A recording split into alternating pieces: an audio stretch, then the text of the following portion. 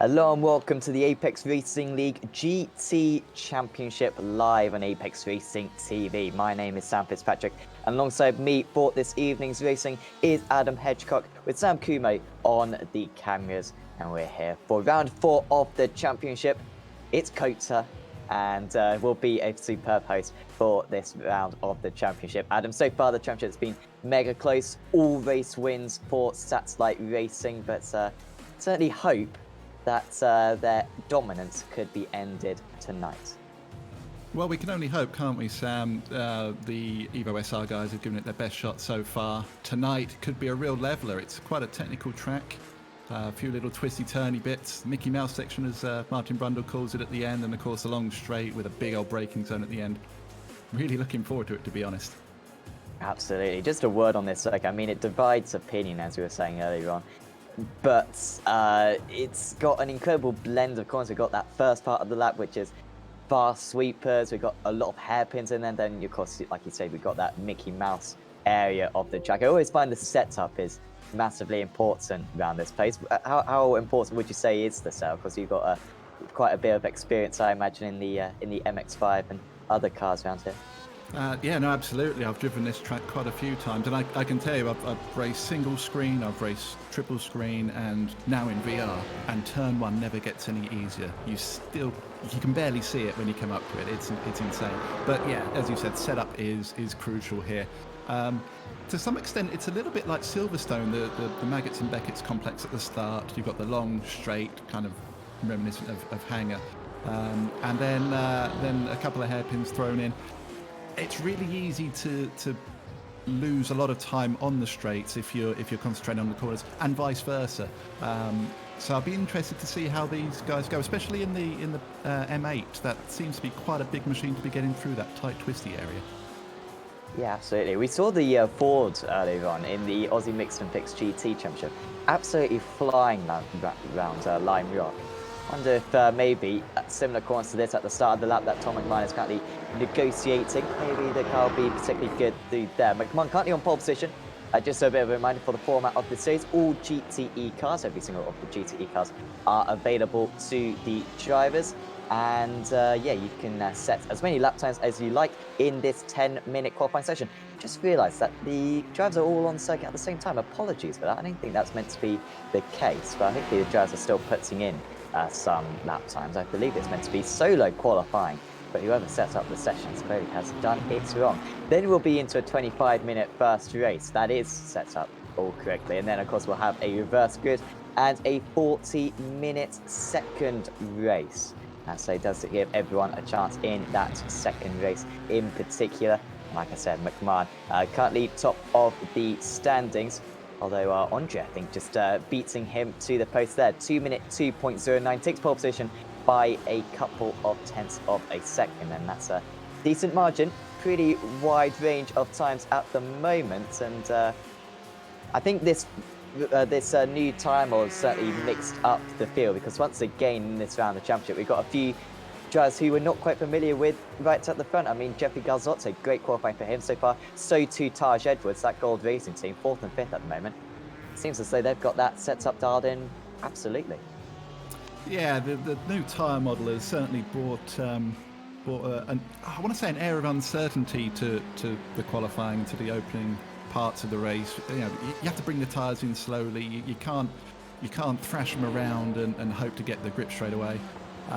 So you just kind of build up and build up and build up until, well, with a minute or so to go, you hope to be then putting in your fastest time for the qualification. Just seen Lee put in a 2-minute 2.3, leading the AMs once again. He had a great showing last time out. Sorry? Sorry, it seems like we got disconnected from the game. We will be reconnecting very soon. You guys can continue with the commentary. Yeah, so just a couple of technical issues going on, but should be resolved before the race starts, hopefully. But yeah, 10-minute qualifying. Also, we've got a couple of extra minutes as well for the drivers to complete their lap times.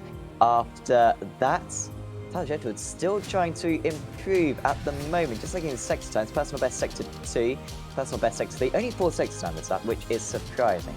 because it is a long lap, and iRacing do like their sectors, as many as possible. If they could have it their way, I'm sure they'd have it one every single corner, but thankfully they've only got the 4 today. Just a bit of a reminder, you can get the live timing link in the description below, and that will give you all the information for the racing, the best lap time, the last lap time. Lewis Bibby, by the way, has just put himself up into pole position, so the lap times are continuing to improve. Jawad Karoni is up into 2nd place, so Andre McMahon getting shoved off the front row of the grid and into 3rd and 4th. Taj Edwards improves again. Don't think he crossed the line in time to set another lap time. But that is still a good time from Edwards, and yeah, these times just getting faster and faster. This is quite unusual for qualifying. Usually the gauntlet sets and no one can match it, but yeah, this track seems to be increasing in pace right now. Everyone seems to be a little bit off what they were doing in practice. I did sneak a little peek earlier on at how the guys were getting on, and it seemed to be the ultimate pace was around the 2-minute 1.5, and we're still about 4/10 away from that with Bibby and Karoni. But yeah, that's a big old gap they've got back from there onwards. It's looking ominous again for the satellite guys, but hey, you never know. I mean, Bibby's a good driver. We've seen him in a lot of leagues, a lot of different categories, so he's definitely good enough. And of course, the Evo SR guys are always thereabouts at the end, aren't they? Yeah, they really are. Bibby, of course, his first race of the season for Evo SR, also drives for Texans Fitstone Motorsports, of course, and did not take part in the Sim Racers World Endurance Championship. Anyone who didn't see that, I mean, what's your...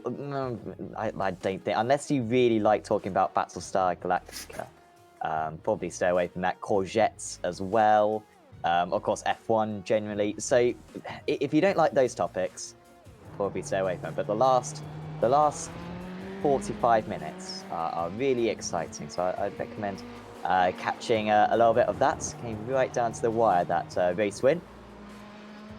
And we are happy to say that we have got pictures again. So Sam Kumo behind the scenes getting back going again nice and quickly.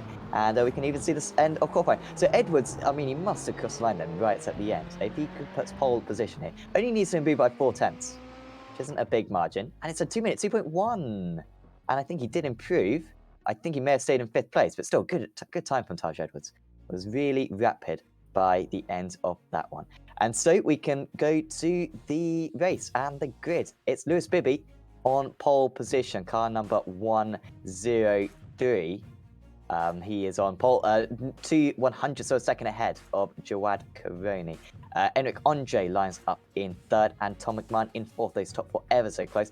Close as well with Taj Edwards. Remember, this is a long lap, so remarkable how the times are quite so similar. He lines up in 5th. Then it's Jeffrey Gazzotti, another strong qualifying for him in 6th. Hopefully he can finally get that first podium that he was really due at Sebring a couple of weeks ago.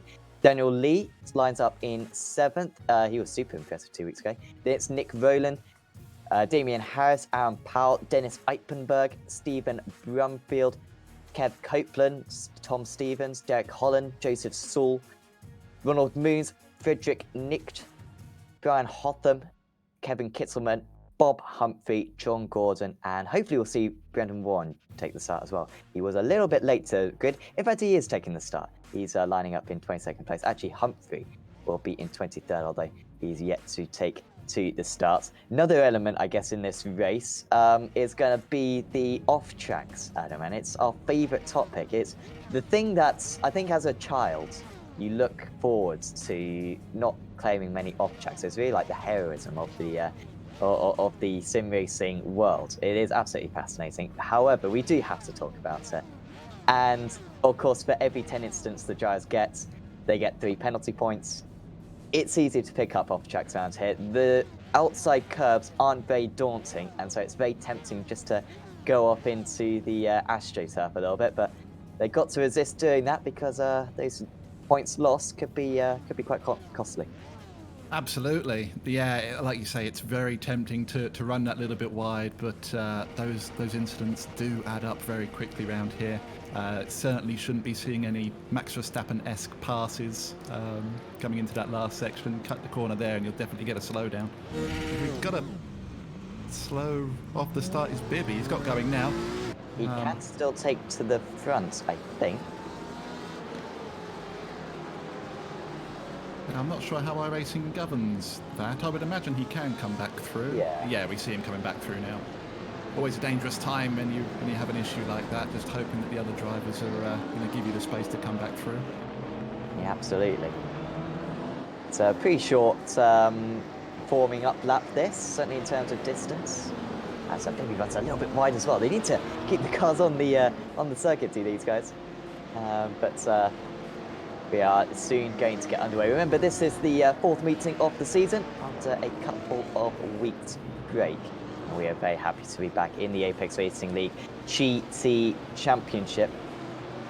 So the championship should be at Silverstone, but this for going to be the ninth race of the season, and it's Bibby's first race. It's Bibby's first pole position. What can Cabroni do? Are Statsite Racing going to continue their dominance? Can Evo SR finally get that top step on the podium? What's going to happen in the AMS? Daniel Lee, top of the AMS on the grid. So here we are then. Bibby is going round the final corner. It's his decision when to go. The green flag can be tricky around this pace. You have to wait a while. But Bibby goes early and he pulls away from the rest of the field. Cabroni, though, is close going into turn one. However, doesn't quite have the slipstream on the pole sitter. And it's McMahon who's got an awesome launch from fourth on the grid. And he might try to go up into second. Already up into third is him. Lee gains a couple of places. I think he was right on the inside of the pit wall. The Statsite Racing BMW almost spins it round. Cabroni managed to hold off McMahon, and Andre nearly lost it. Remains in fourth though. Gazotze, as Harris has gone off the circuit, that must have been coming out of turn two, and he smashed into the wall. That was Joseph Saul as well. So poor start for the Evo SR and the B team drivers. And they dropped to the back of the field, and that might be quite serious damage.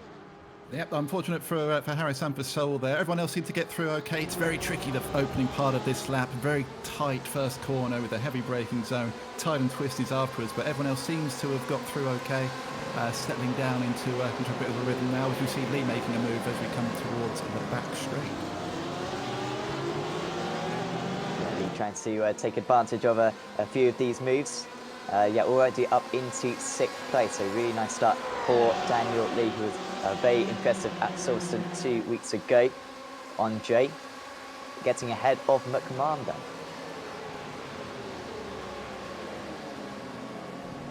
Very tough to pick your braking spot as you come down into that heavy braking zone. Bibby's just been tagged there by Cabroni.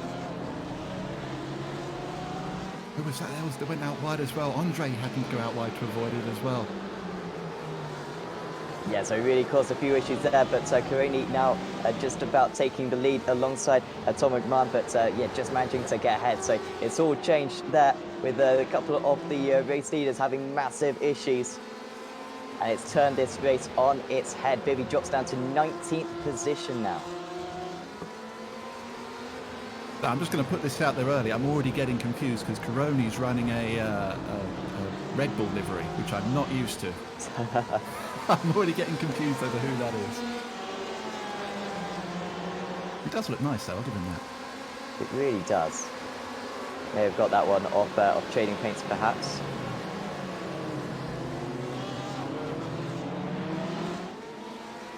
Lee battling his way up into third. Who's that off? McMahon off from second. So obviously an incident happened on the exit there of turn one between him and Cabroni, and that puts the Am Lee up into second place overall. That's impressive going. Great start for him. Yeah, it really is. So Cabroni, I think, and McMahon going alongside going into turn one. And getting ahead was Cabroni, and losing out massively there was McMahon. So yeah, it's now Cabroni leading Lee, Roland up into third place, and Gazotto in fourth. Andre down into eighth, McMahon down into ninth, and Bibby in 18th place at the moment. We'll need to have a big reverse grid. The Gold Racing Team drivers going side by side. There's three of them all in a row. Don't make contact, guys. Don't quarter panel one another. and the Ferrari does get ahead. That was Taj Edwards moving up just ahead of Jeffrey Gazzotto. Then they got Dennis Eichenberg as well, so that's three completely different cars as well being represented. Each of them clearly have done some good work with the setup. Satsite Racing as well, just behind that must be Andre getting past Aaron Powell. As Eichenberg nips down his teammate as well. Gazzotto, he was looking so strong in qualifying, not quite matching his teammates for pace as well. And this one, spinning round is Powell, and he might even collect one of his teammates, and he does. I think that may have been Copeland who had to take evasive action. Powell spins it back, oh, and there's been an incident as well behind Warren and Harris. And that's the second time that I think they've crashed out of those two. Another unfortunate situation. Like we said at the beginning, this, as Martin Brunner calls it, the Mickey Mouse section, it's very tight, it's very twisty, it's very point and squirt. There's not a lot of room. Very, very easy to clip another car. And as we know with the GTEs, they're quite big machines. So if you get them off balance, they will turn around and be pretty easy. And it's very, very difficult to save it at that point. Clearly making some great plays. That was a bold move from him, trying to get past as we go a little bit further up. Enric Andre now up into 5th place. So, and also Gazzotto getting back past Eichenberg. McMahon passing Copeland. And then behind that, it's all up for grabs. Tom Stevens leading this chain ahead of Nick and Gordon, Brumfield, Bibby coming up to the back of this. The yes section, pretty much impossible to pass, and Nick with an incredible save right there. That was a brilliant, almost always going to overcorrect it in that situation, but he just about kept it going in a straight line, and fortunately for him, of course, he cannot overtake around this part. Well, maybe he can if you're Tom McMahon. Gets past, although he has to leave room for Brumfield. He takes a whole lot of curb. That might be a little bit of area damage as well to that splitter. Oh, I tell you what, you've got to be brave to try and make a move through that section, and you have to have a willing participant next to you that is going to give you the room. As we see, who's that? Bibby's round again. Yeah, I think Brumfield may have tapped him round a little bit there. Just nips his rear corner. Perhaps Brumfield a little bit frustrated after the previous move, but of course the corner opens up so much into this hairpin, and Brumfield went to the inside. Oh, well, that was a little bit silly. And spun round his rival. Tricky corner, that one. As you said, it's so wide on the entry. There's different lines you can take for it, and yeah, as we saw there, Bibby was taking the late apex to get a better run into the straight, and yeah, just taken a little bit by surprise there and clipped, which is very unfortunate. So Nick and Ronan, I think we may have missed Ronan getting past Lee, or maybe we did see that, I'm not quite sure. But Roland is up into 2nd place anyway. He's only 9/10 of a second off Caroni's. Put in a very good lap time there. How much faster is he? It's only 4/100ths, but it is the fastest lap of the race. The lap before that, he was another half second faster. Nick Roland absolutely flying along at the moment. So far, this season been in the shadow of his teammates. I think has got a podium. I think that's pretty much as good as it's got for him. Hasn't really fought for a race win, but he's right in the mix today. Lee now got to look at Edwards behind. Edwards wants to get past straight away because Andre is catching up to these guys quick. Certainly the strongest race we've seen from Taj Edwards, but as we were saying earlier on, Gold Racing Team has really adapted to the new tyre model, well, puts in the hours, and they're reaping the rewards now. But yeah, Andre within a second of these guys now. Yeah, like you say, it's a good effort from everyone at Gold Racing. Edwards really taking the car by the scruff of the neck and wrestling it forward as much as he can. But yeah, with Andre right behind him, it's one of those sinking feelings when you've had such a great start. You're right up there, and yeah, you've got one of the notoriously fast guys coming up behind you at a rate of knots. What do? Do you put the pressure on Lee and try and get past quickly, or do you just sit in the tow and try and eliminate as much time as possible from Andre catching you? Nice move from Gordon, gets his car to the inside. It's such a wide corner, there's such a wide circuit that it's so tricky to defend, and Gordon gets past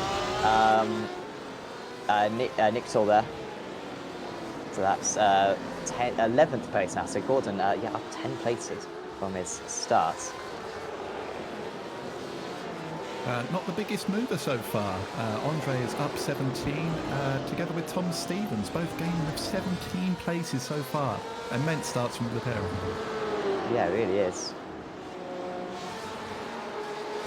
Actually, that's even more impressive. We're only 8 minutes into the race. That's outstanding. Just absolutely making their way through the order. A few objects being picked up there. I think that was Brumfield picking up one. Powell down his inside through the last corner. One of my absolute least favourite corners in the world because it's a dull 90 corner and it's off camera. It's just mind-boggling how frustrating that one is. Anyway, they negotiated pretty well, and Brumfield gained the cutback. Outside of 2 turns into the inside for 3. Although sometimes you want the outside for 3 anyway, because it's pretty much flat out through this first one, and then to break quite a bit for the second one. Taking those inside curve, it's so tricky to not hit them. You want to get as close as you possibly can, but not hit them, obviously. And if you do, then it's quite a penalty for the rest of the race. No pit stops for these guys. Do you get a fast repair? But no scope of pit stops for race 1 or race 2. Enric Andre is onto the back of Taj Edwards. Edwards failed to get past Lee, and he's paying the price now because he's, rather than trying to do the overtaking, he's having to defend as he goes to the inside of Lee, and that is a brilliant move right there from Taj Edwards, saying how he had to get on with it, and he certainly has. Lee now defending against the satellite car, but Andre with much more confidence around the outside, just having to run that extra perimeter though. Gets the car down the inside, there was a car's width, and he took it. Lee goes off the circuit a bit. Now there's contact between the two of them. Andre trying to really intimidate his rival as Lewis Pippi has another instant, and he's had enough. He's turning back to the pits and was involved in one too many incidents right there. A great move from Edwards there. Seemed to scare Lee a little bit coming into that braking zone as we're looking at Bibby now. Coming into that same braking zone, really heavy on the brakes, really wide, so you have to pick your line early. Just lost it under braking. Yeah.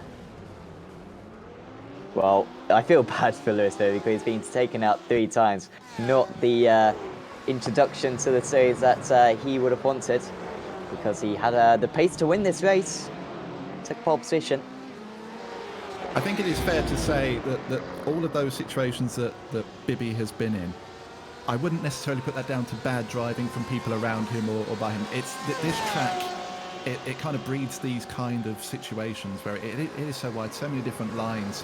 And because your view is quite restricted here, it's very hard to pick up when other people are around you, like where they are. So these accidents happen, and it's just very, very unfortunate. Yeah, it very much is. Kitzelman ahead of Means a little bit further down the order. Kitzelman up 3 places from his start so far. Only the one retiree, Brian Hotham, currently rounding out the field. Redden Warren also just had a bit of a rough lap. I imagine that was the contact they had with Bibby and co. Andre not making much of an impression on Edwards. Edwards on that last lap, in fact, was faster than Nick Rowland, who is starting to drop off from the race lead now. That's Eichenberg. And McMahon. Oh, contact. McMahon escorting his rival off the circuit, shall I say. But nice defence there from Eichenberg. McMahon gets the cut back. Oh, he gives him a bit of a shove. And Eichenberg goes wide off the circuit, and you can see how he is not best pleased with that one. McMahon committed to that one early, couldn't quite find the space on the inside of the track. Meanwhile, John Gordon, who's making plenty of moves, he's now battling with Tom Stevens. Yeah, a little bit naughty. That little push coming into that left-hander. Yeah, I can understand why the lights were flashing. I wouldn't be happy with that one either. But Powell putting the pressure on Nick ahead of him. Nick running a little bit wide there. I think going uber defensive at this last corner. It's a very clumsy last corner. This I'm with you on this one. It's not a great corner at all. It's you could kind of tell they got to the end of the circuit and we thought, oh, geez, we've got to get it onto the pit straight again. Oh, what do we do? Yeah, just do a nice 2B corner and then add some off camber. I'm sure that was Tilke's inspiration right there. Those last fits two a cookie cutter, doesn't it? Yeah, exactly. I mean, those last 2 corners are absolutely dreadful. I mean, yeah, that penultimate corner is awful, just because of the off tracks, and then the final corner is not great either. Apart from that, it's an alright circuit. I like this place. Certainly to watch racing.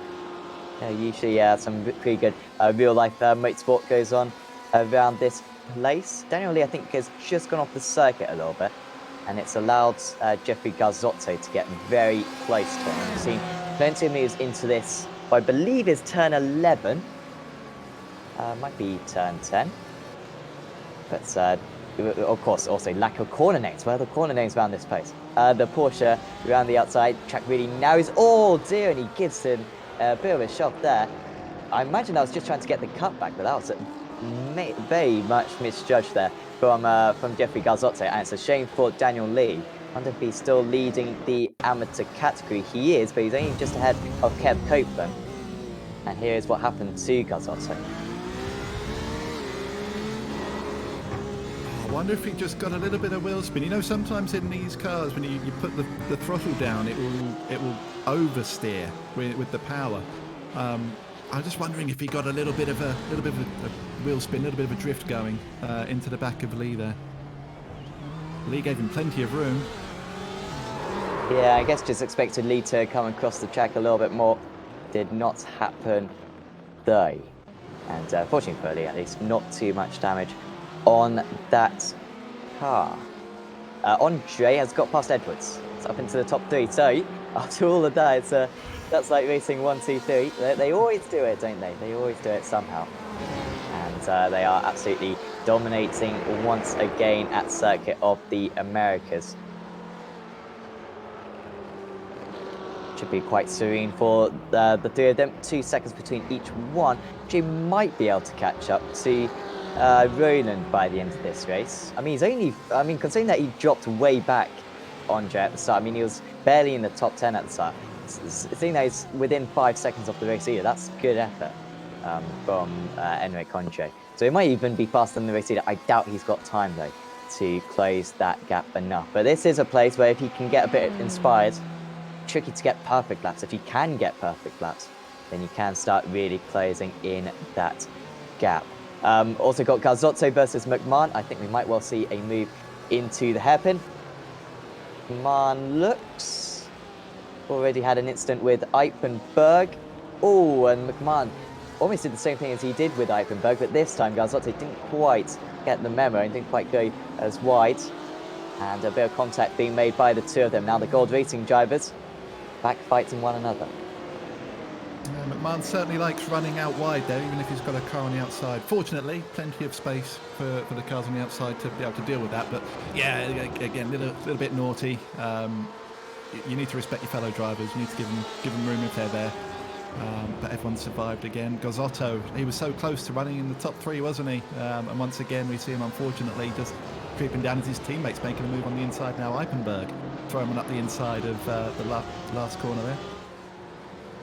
Yes, spun and ran out of fuel on the last lap of Sebring 2 weeks ago in race 1. But still decent points for him. He's coming back at his teammate. It's so tricky to defend into one. Oh, he goes straight on, lock the brakes, and he misses the gravel trap. That's a lot of time he's just lost there, Garzotto. That's 3 seconds he's now sitting behind Dennis Eichenberg. So we've got 5 seconds to lead, though, after Lee's misdemeanors. I imagine there's not going to be a whole lot of change in the gap there. So we see the race leader.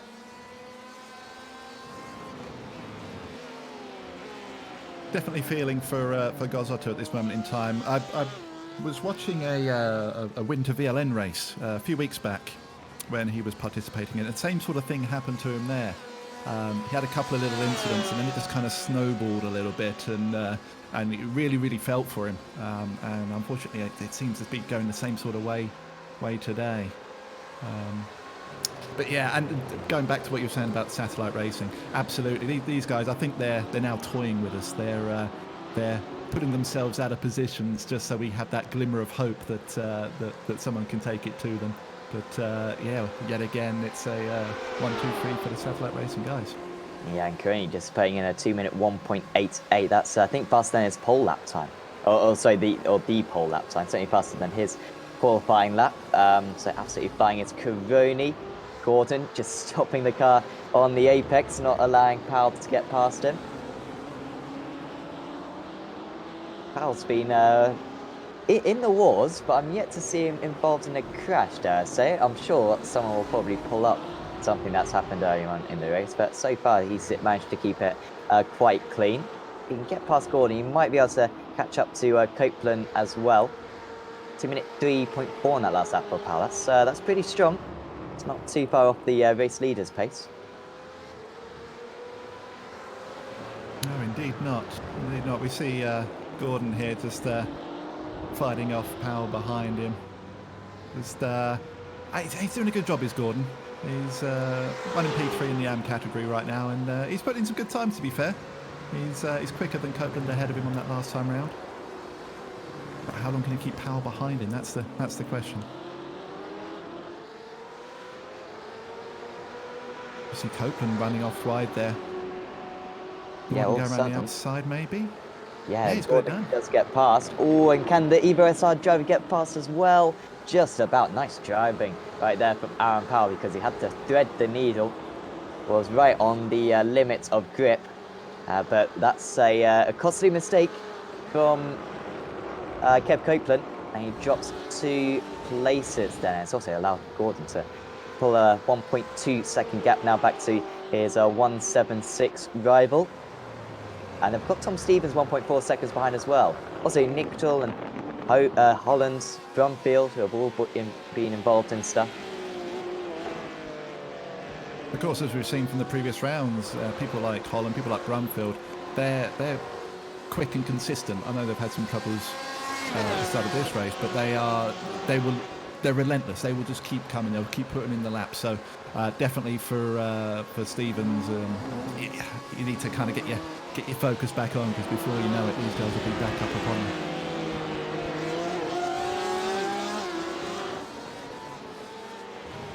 Harris, of course, down there as well, trying to fight his way back after his first lap incident.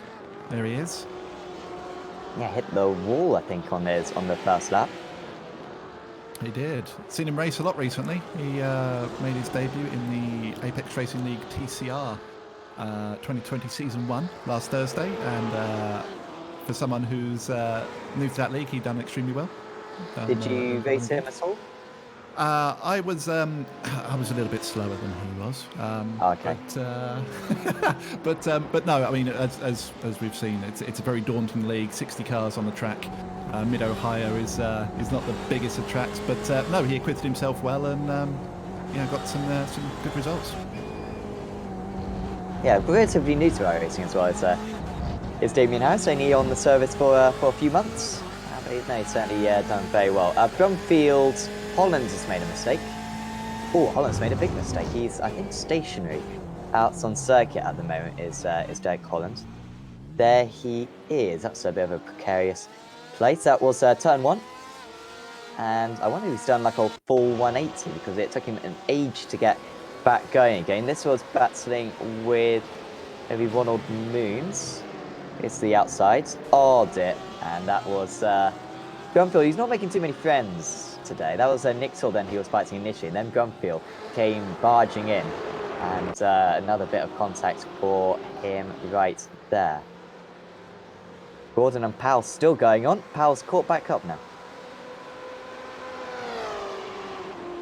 Has indeed. Again, we see turn 1, another example of the different lines people can take. It's so wide going in and so tight in the middle there, as Powell gets pretty close to the back of Gordon there to lock up a little bit to avoid him. Yeah, unfortunate contacts again, and I've done this myself. When you have that spin, you're frantically trying to find your traction control button, like just kill it so you can spin the car around. Where's your clutch? You know, how many buttons do I have to press to get this car turned around and facing the right way? You end up losing so much time. But fortunately for Holland, he's back up and running again in P16. Yeah, and the button always changes randomly, doesn't it? You try every single button, and it's always the last one that you try. That you finally realise that, yeah, what's that one? all along. Certainly do recommend, putting that one on, like a big red button or something, because it's very useful just to kill the traction control to get back going. So we're coming into the closing stage of this race. Will this be the last lap? No, it won't. We'll have one more lap after this. So Roland versus Andre. They usually race. Well, certainly Roland races against his teammate well. And look at Edwards as well, only 2 seconds behind. And matching these guys on the last lap, he's been phenomenal so far in this event, has Edwards. Not sure if he's got even a top 5 so far this season, but it's certainly going to bring an end to that. 3/10, not going to be an easy move for Andre, but the inside of this corner is so wide. He can go for it, and if he messes it up, then not too much costly. I've seen so many issues out here because the track just narrows so much. It's still pretty wide, but the back straight is a whole lot wider. And Roland is defending just a bit. This is a chance into this next corner. I do like this section of circuit because you can go side by side for such a long amount of time. I mean, it's not great for solo lapping because it's just a bit fiddly, but like I said, yeah, you can go side by side. There's a few kind of half overtaking opportunities where you can mug your opponent. It works quite well, apart from these 2 corners. Yeah, in touring cars, it's a lot of fun because you bang doors. That's fun part of it. I'd have to say when I'm driving solo, I do prefer it in a Formula car because you can carry so much more momentum. As Caroni puts in the fastest lap of the race so far, 201.8. That's blistering, considering he's got no one in front of him, so no toe. That's a monumental statement right there. I must say, I think I have some inputs into the schedule for ARLTC. I would like to see COTA West on the calendar for next season because the COTA West, you cut off just there. I think you may have seen it. So rather than going right, you go to the left. And then you go straight to the 3rd sector pretty much. So it's just corners pretty much. It's just corner, after corner, left, right, left, right, left, right. And you got that one straight. I think that would be a lot of fun, I must say, to do that. I would call that relentless. That's the kind of track it would become. That's an exercise, isn't it? Jeez. Yes. Yeah, that's a lot of sawing on the wheel. It does get a bit narrow as well through that cut through, almost as though it wasn't designed for that. The East Circuit, not quite as good, to say the least. That's pretty much the rest of the track.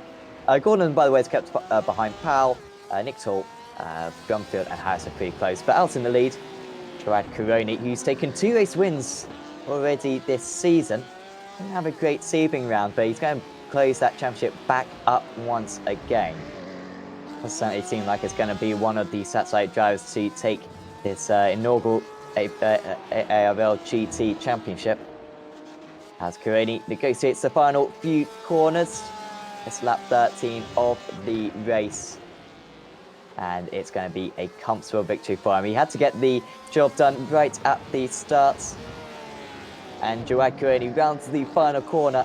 And he wins round 9 of the championship. Race 1 at COTA is all his. Nick Ronan does hold off Enric Andre. Edwards finishes a superb 4th. McMahon coming back to 5th. It's quite close between Gordon and Powell still. And Powell was within 1/10 of a second, I think, at the start of this 3rd sector. Not quite playing the same pressure on now. You can see him just falling a bit offline. It's side by side between Harris and Brumfield just behind. And Brumfield moving ahead for 14th place, but they're still going alongside.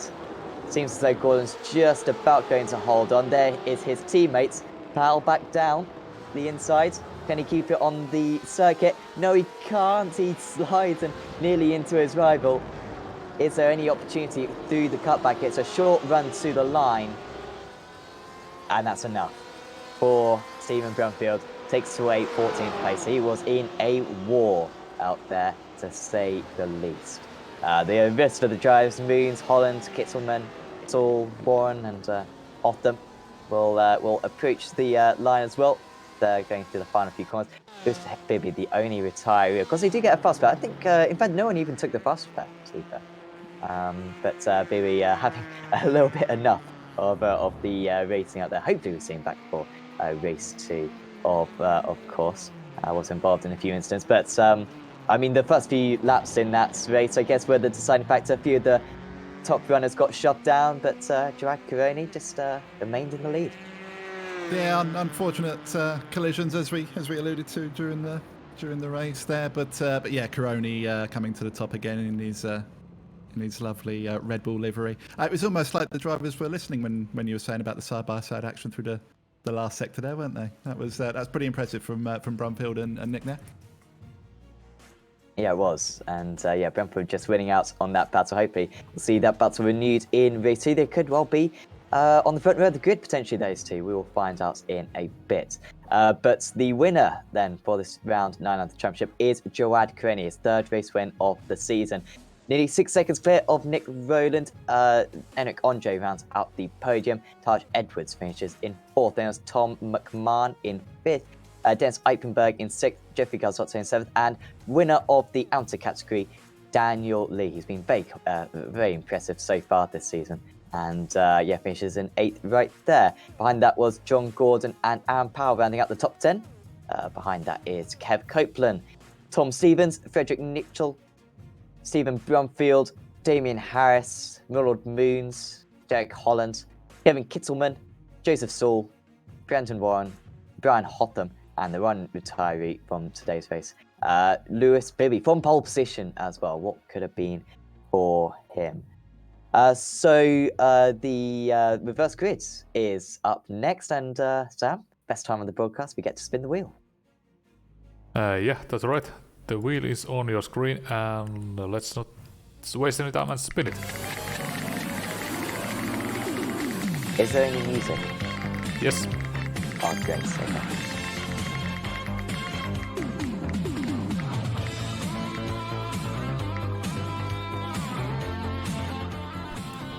And it is 14. 14. Oh, wow, that battle meant a lot, didn't it? Stephen Brumfield then will be on pole position. Ahead of Damien Harris, only beaten by a 10th and a half, but that's the difference. Brumfield will be on pole. Frederick Nichol will be alongside him on the front row of the grid. Joad Caroni, race 1 winner, starting in 14th place. We are going to be back then for the next race of the evening in about 15 minutes' time. Do not miss it.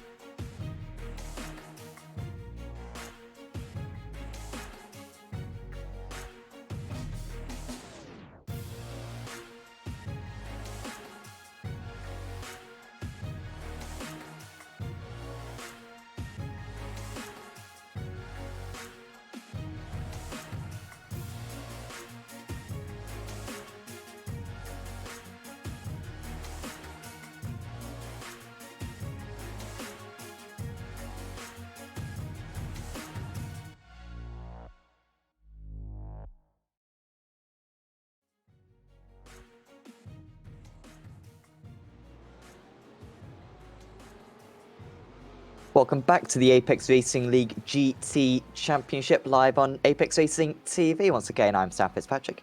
Once again, I'm joined alongside by Adam Hedgecock with Sam Kume on the cameras. And we are still at Circuit of the Americas. We are prepping for race 2 of the evening. 40-minute race coming up, and it's a decent size reverse grid today, Adam. It's a 14-car reverse grid, and it's plenty of opportunity for, well, we've been saying this for a few rounds, for one of the Satellite Racing drivers not to win a race, but so far they've been absolutely perfect in this series. However, there might be a little bit of an upset. Gold Racing team are looking great. McMahon's quite far up on the grid, and certainly the first half of this race could be very entertaining.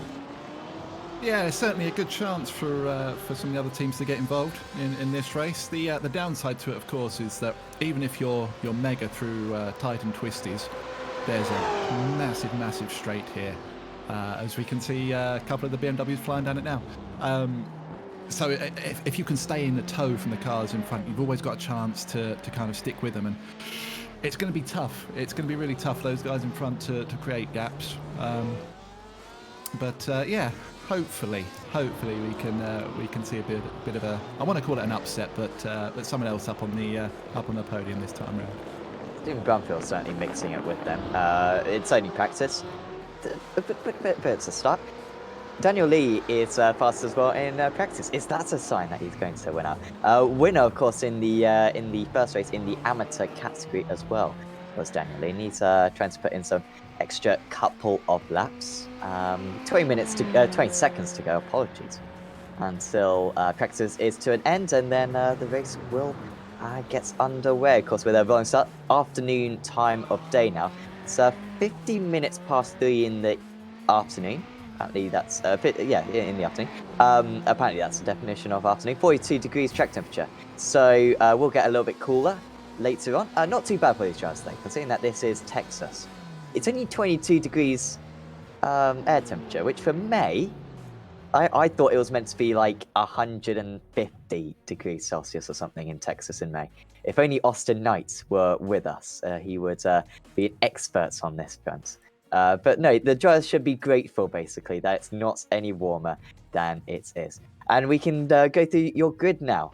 So it is on pole position. Stephen Brunfield, who just got 14th in the last race, meant they got pole position for this race. Tom Stevens lines up alongside him. Then it's Kev Copeland, Aaron Powell, John Gordon, Daniel Lee, Jeffrey Garzotto, Dennis Eipenberg. Watch out for Tom McMahon starting in 9th. He will be looking for a good start. And then it's Taj Edwards, Enric Andre, Nick Rowland, Jawad Karoni, race 1 winner, of course.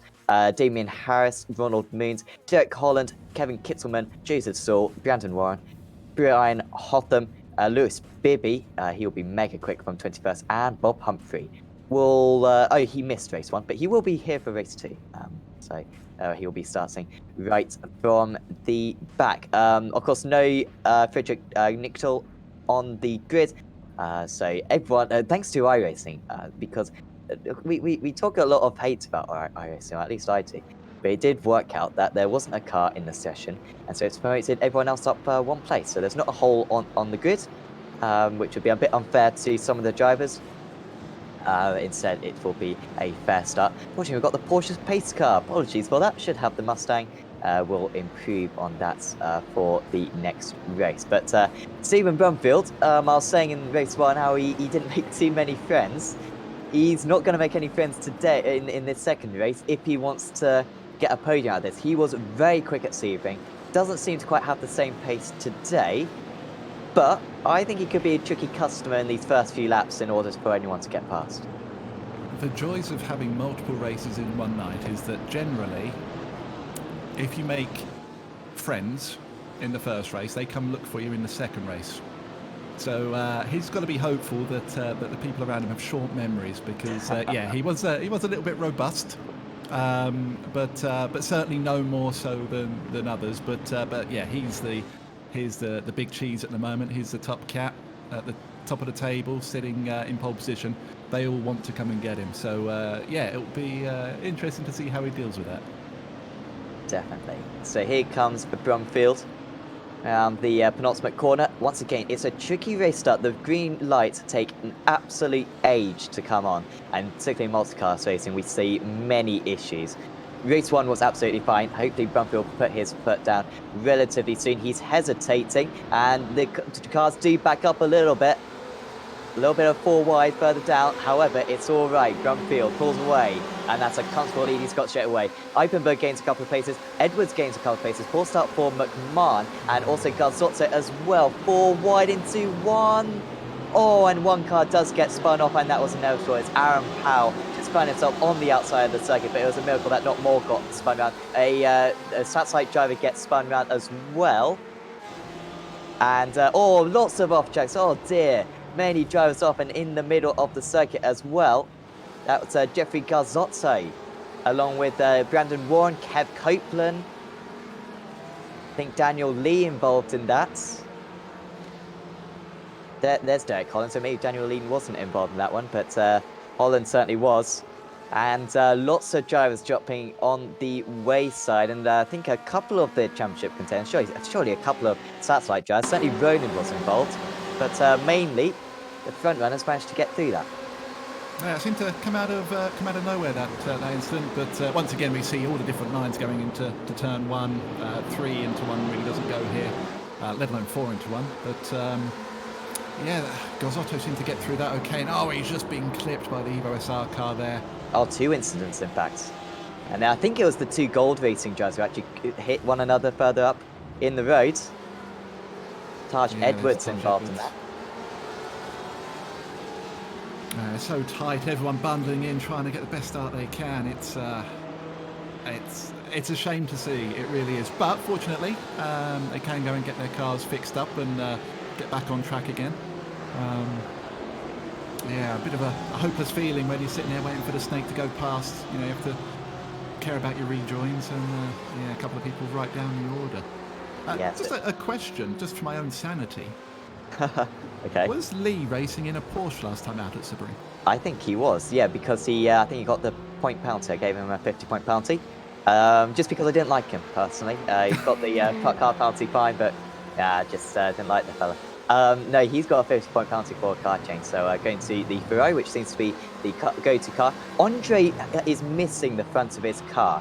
I'm not sure if anyone else is seeing that. On the broadcast, that is the case as well. Fortunately, it's not going to go dark. If this was night, it's safe to say he wouldn't be in a good position. But it is very sunny at Texas, and that's not going to help him there. I have no idea how he managed to pick that up. He is up 8 places. So I guess he was just involved in one of those incidents into turn 1, but that cannot be helping him a lot. We'll see what his lap time this time is, but he's 2.8 seconds off the race leader. I don't think he's making any progress. Caroni already up into 4th. He's got ahead of McMahon crucially. But if the satellite guys want to win this race, it's best to switch places right now before the Evo SR guys and the gold racing drivers get involved. No, I'm not an aerodynamicist, nor would I claim to know how paper aeroplanes work. But not having the front of your car on a car that has substantial downforce and aerodynamics going through it cannot be good. You're absolutely right. I do wonder how that's going to affect the cooling of the engine. These cars can go pop if you have too big a shunt. But I think you're right. Yeah, he needs to be letting Caroni go here, because Daniel Lee and Stephen Brumfield are scampering away. And you called it at the start. You said Lewis Bibby was going to be mega. He's already gained 13 places, and he's up into 8th place already. So making up for lost time, as you see Caroni now taking the place from Andre. Andre's coming back down the inside. I don't know where it's affecting Andre. It's really not affecting him that bad. Down the straights he's all right, and through the corners it's not too bad as well. However, Caroni down his inside, half an opportunity for McMahon to follow him through, but it was a little bit of a safety from McMahon there, and it might just be best to let these two battle for a little bit longer ahead. Getting held up through that final corner is Andre though, and now McMahon will pounce, going to box his rival in. And oh, is he going to go into past the pair of them here? Goes right to the inside of the circuit, 3 wide, going into turn 1. Caroni trying to, Andre trying to get a mega run around the outside. However, again, McMahon, he can't quite wedge himself in the middle. Caroni just done a massive favour for Andre there. He led Oh, off early. too much curb for McMahon. That's going to be a slowdown and damage. That's going to be even more damage. You would have had a crumpled front end of the car. But yeah, going into that turn one, Caroni going uber defensive really early, letting off early. Just put McMahon on the back foot and let Andre keep that position. But now we have the same question with McMahon here. You know, what does he do? Does he come in and get it fixed? Is it going to affect him? Bibby up into 5th place now is Lewis Bibby already, and we're only 5 minutes in. Absolutely incredible. Yeah, this lap 3. And yeah, he's up into 5th place. He is 6.5 seconds off the lead. However, we can assume Brumfield and Lee will be caught at some point in this race. So really, he's only about 2 seconds off what will become the lead. So this is a genuine chance at a race win for Lewis Bibby. Oh no! Oh my goodness me! Oh my goodness! And he's gone round. That is unbelievable. Damien Harris gets back underway. Oh my goodness me! Oh no! Oh Evo, come on, guys! Bob Humphrey, a plague on your house, as Tibalt's once said. He's absolutely messed it up. Oh dear, guys, come on. I feel so bad for Bibby. He's done all the right thing. He's dusted himself down. Oh, he's dropped it on his own there. He was on for such a good result. He still is, to be fair. My heart literally goes out to him. That was unbelievable luck, and of course that one there as well. Now here's the interesting thing. Up at the front, we've got Brumfield and Lee battling. The then, so sorry, go on. Yeah, I think that is just I think this is the first time that Lee has led the race. I think that was a proper move for the lead then for Daniel Lee, and yeah, getting past Brumfield. What I was going to say just before that was we know Lee's quick, but we also know that Brumfield is incredibly quick and consistent. He will keep pounding in the laps. So how do they play it? Are they going to try and work together to pull away from the satellite guys, or are they going to fight and squabble this early in the race? And I think we've just seen it. That from what we saw of the move, Brumfield didn't seem to be putting up too much of a fight. So I think possibly they're both thinking about the long game, but they certainly don't want to be fighting any more than they have to. Well, I think they both think that they're faster than one another, and so trying to do the noble thing of dragging the other car along, but because they both think that they're faster than the other, then they're going to try to overtake. Maybe Lee has got the advantage. He's half a second now ahead, and will try to start to pull away from Brumfield. He's certainly too far to go for a move into the hairpin, but needs so much time in terms of meters at least. Now 6/10, so he is pulling away. He's edging away as the new race leader. Meanwhile, Bibby is having to do it all over again. So Bibby's now spun from a good position 3 times today. It's quite a baptism of fire for him today. He's back up into 9th though. He is 14 seconds off the lead. I mean, I wouldn't bet against a podium for him. He is that quick, but just completely spinning the car earlier on. And yeah, what a great chance at a race win. A great chance for Evo SR to get a race win as well, but it's kind of gone away from them now. It's very unfamiliar from Evo SR. We've seen them do some amazing racing before. They've been pretty tight as a team. You know, they haven't made many mistakes at all. But tonight, everything just seems to be going wrong for them, which is so unfortunate. And of course, the acquisition of Bibby into the team, like I said in race 1, we've seen him race in multiple classes. He's lightning quick. Certainly going to add fresh impetus to the team. As we see Sol having a little look to the inside there of Kittelman. Kittelman runs wide. I think he's just letting him have that. Where is he? He's put his foot down for the inside coming into turn 2. And then he holds on to the place as we head into the left-right. Yeah, good driving from Kittelman. Just about to stay ahead. We haven't seen too much of Kevin, but I think he's kept it possibly the cleanest car out on circuit at the moment. He's been just driving through all the mess in front of him. And the 211 car looks like he could get a decent point score and actually pulls away a little bit from those guys. Humphrey off the circuit in order to find a bit of space. Going to be on the outside for this next corner. Will he go for the cutback or just try to run round the outside. He's going to try to get the cut back. It's a risky strategy because you don't know where the opponent is, and you're totally playing in the hands of what your opponent does. Often, many of these moves, you've got to be committed. But if the driver ahead suddenly changes their line, particularly under braking, then it can spell disaster. I think we've seen that a few times today. Garzotto, I don't think is going to... Oh, no, he is defending again.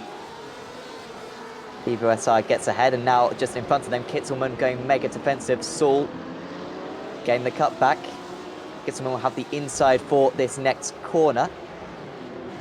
Has he run it in a bit too deep? Oh, he spun it round and... Oh, well, he did well, to be fair. Usually say hold the brakes. I think that was the wise decision there. He quickly sped off the circuit and avoided too many collisions.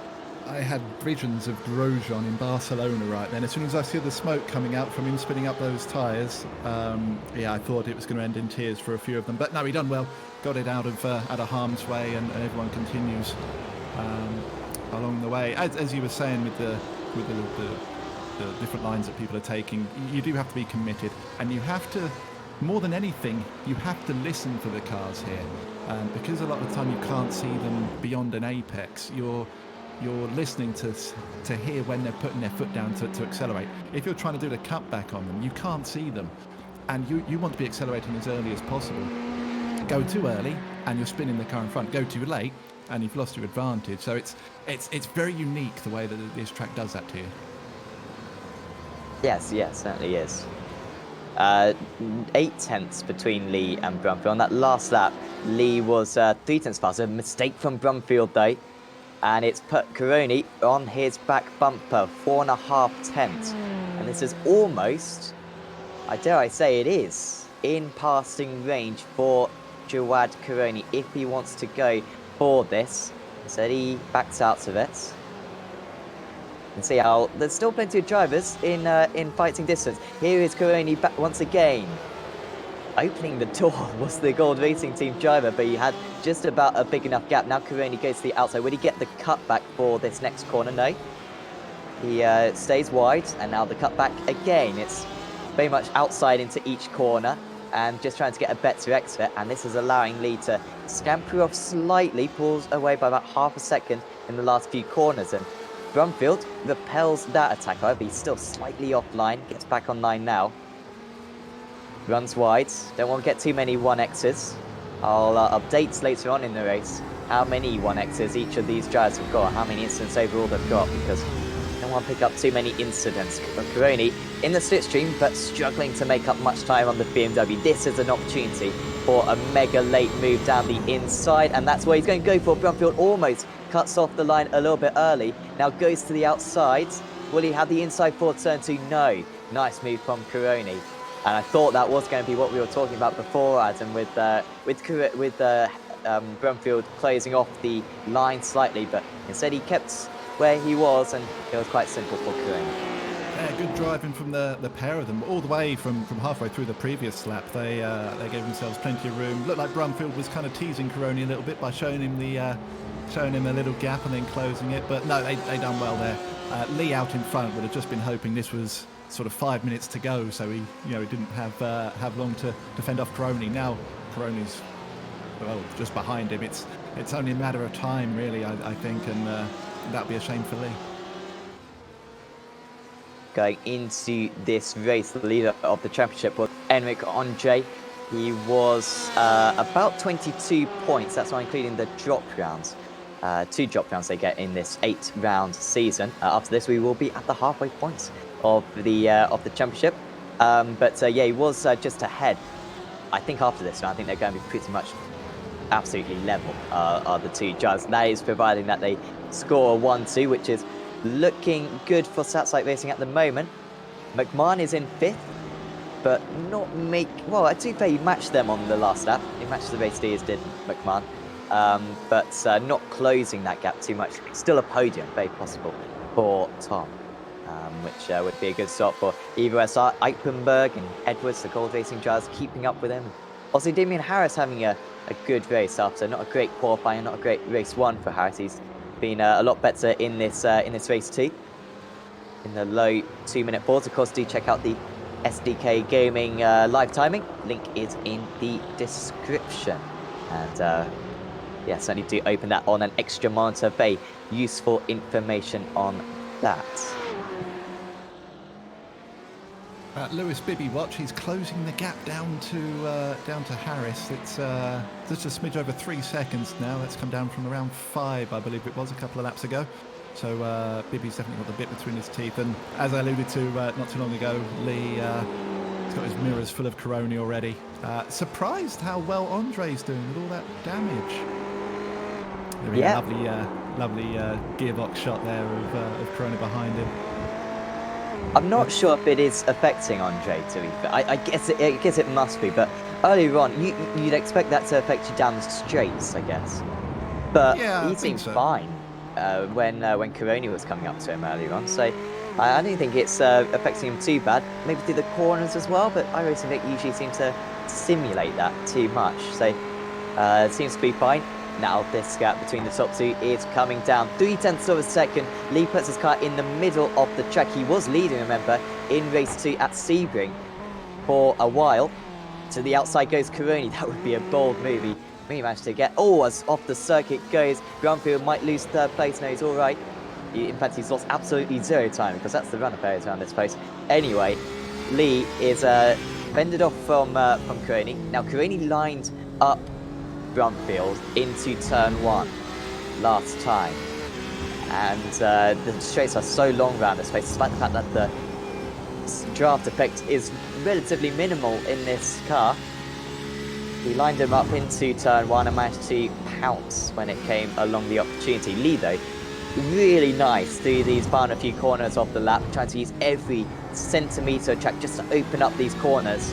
But Corona's good through that final corner. It takes a little bit of extra curve, and it really did help to set up the car nicely for this pit straight as they move on to lap 9 of this race. Puts his car into the middle of the circuit, does Lee. Corona's happy to take the outside line, looking to get the inside for turn 2. But Lee driving it in deep, and as long as you can get to this point, it's almost like a checkpoint on like a video game where you get to the checkpoint, and then you can save your progress, and you can go back to that later on, because now he's safe through around this part of the track. And well, I think any hope of pulling a gap is can be lost, but certainly he can cool off slightly for a few seconds. Definitely a one-line only section of track there. Just admiring how well he's driving. Like, you can generally tell if someone's pushing too hard, the car will be twitching, it'll be oversteering, it'll be bogging down a little bit as they brake too hard. But he's being very smooth. We see from this glorious shot now. He's using all of the road available to him. He's not turning in too sharply. Corona with a mega run now though. Lee trying to park the car in the middle of the road and not giving much room to play with, but Corona with a great slipstream down onto the inside into this tight left-hander, as we see behind Andre making a move on Brumfield too. Yep, up into 3rd. Lee, is he going to come back at the race leader? He puts it down the inside. Did leave room, did Corona. And Lee it was a bit of a half-hearted move. He wants to come back straight away, but Corona's just too strong. And that should be the race lead, and very much en route now for the race victory. Andre gets past Brumfield. Mistake a little bit further down for a driver, I think. Aaron Powell just having a few connection issues, but I think he's all right. Now Lee, probably going to have a decent chance of keeping Andre behind him if Andre is suffering from straight line speed, as that damage would suggest. And Lee's still within half a second of the race leader. He's strong through that final sector. He's pretty much strong everywhere, to be fair. But these guys losing quite a bit of time now to the others. 2-minute 4s they just set on that last lap. Yeah, he's definitely driving well. As we approach the halfway point of this race already, where is that going? Just a reminder for those that are watching, the red are the pro drivers and the blue are the AM drivers, to just show you how well Lee is driving. He is the first place AM, running 2nd overall, which is a mega effort. And like we've said over the past couple of laps, he's on it. Although he lost the place at Crony, he was instantly looking to try and get it back. Now he's just settling in behind, going to recoup and go again in a couple of laps' time, I'd imagine.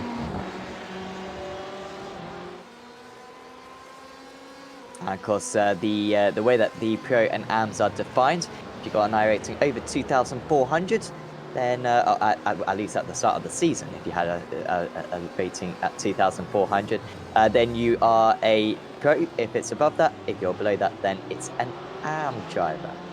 So that was how it was deciphered. No exceptions we set. However, I think Lee has shown himself to be very competitive on that. We'll probably keep that to the end of the season, but I think next season, if his iRating doesn't improve, certainly will become a Pro driver. Here's Damian Harris. Just about got into the Pro category. I think about 2.6k is Harris. And that is why, because that was a very nice move on Taj Edwards. Still got, I mean, he's only, he's 2 seconds off Eipenberg. He's only 10 seconds off the lead. I mean, it's deceiving how close the entire field is because, I mean, Karoni and Andres seems to just make such easy work of it. But it is quite close out there. They're all in the same few corners. Bob Humphrey, tough race for him. And he's going to score absolutely 0 points in today's meetings. And I don't think this was a crash. I think this is just him pulling to the side of the circuit. Of course, when we was looking at Harris there, we could see in the background how close Bibby was to him now. He's coming back. Just a note, I did just read this. I had no idea, so correction that Bibby helped found Evo SR, apparently. I did not know that. I did not know that either. So, but your point still stands in terms of him being recruited for this series. Yes, yeah. Which is, yeah, so I think he is just running with them in this series, but maybe along a couple of other series as well in the near future. Because Evo SR, brilliant team to which we kind of found out in the British GT Championship when McMahon won that as well, and then didn't win American GT, of course, but still finished second. And of course, many teammates now in that team have expanded quite a bit over the last 12 months. Andre, half a second behind Lee. I don't think he's going to be close enough by the end of this race. Now we can see what his straight line speed is, and it's fine. It's absolutely fine. He's closing in. This is no different really to how much Karoni was closing in earlier on. So I don't think that damage is making any difference whatsoever, and that is another reason why we need the new damage model soon. We do. Yeah. An update to it would be lovely. I can tell you from running the Formula 3s at Belle Isle this week in the Fix series, the new damage model for any car is a must. Driving through bits of carbon fibre and random wheels is glorious, and to get it properly in time would be amazing. I'm just saying when the series ends this season, so we won't get it for the end of this season, but maybe next season if we maintain these cars. You would think that it'll be there. Of course, it is tricky for iRacing to be fair because they've got 4 different cars to do it for. And of course, if one of those cars doesn't have the knee damage model, then none of them can have the knee damage model. So they do kind of have to work with that. Hopefully, that is top of their list on that front. Lee 2/10 ahead still, and that's just enough to stay clear of his rival. McMahon not really catching up to these guys, doing a half second still in the rears. Eipenberg as well, maintaining the gap, Damian Harris. So it's all kind of just stationary out there. For a reverse grid race, it's remarkable how everyone seems to have found their rightful position already in the event. There's not a whole lot of change going on. No, everyone does seem to be. I think they're kind of settling into a bit of a rhythm now. This is definitely a momentum track. You kind of want to get into a rhythm, a bit of a flow. You don't want to be fighting too hard because the amount of corners you've got here, you can destroy your tyre so quickly. So yeah, I think they're just kind of chilling out for a little bit, assessing what their next move is, and then make a push for the last sort of 5 or so minutes. Track temperature down to 38 degrees. So it's dropped by 4 degrees already, so it might drop by a few more degrees in the future as well. Might just alleviate that tyre wear that you were talking about before. For these drivers, very much the new time model dividing here. Well, have I asked you what your opinions of the new time model is? Because I asked this earlier on actually on the stream, didn't I, for the endurance series? You did. You asked the group. Yes. I mean, what are your opinions on it? I like it. As I said in the stream at the time, I like it.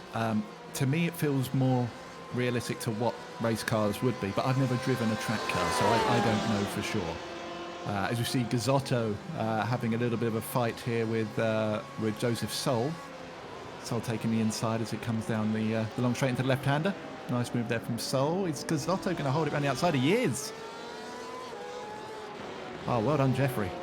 Well done. That's really good. Oh, he runs a little bit wide. Just zips out of that corner if you go to the outside, and the same with that one as well. It's incredibly a deceiving circuit, this, because there are so many different lines, and you can kind of square off corners and really get a nice exit rather than kind of tightening out at the end of the corner.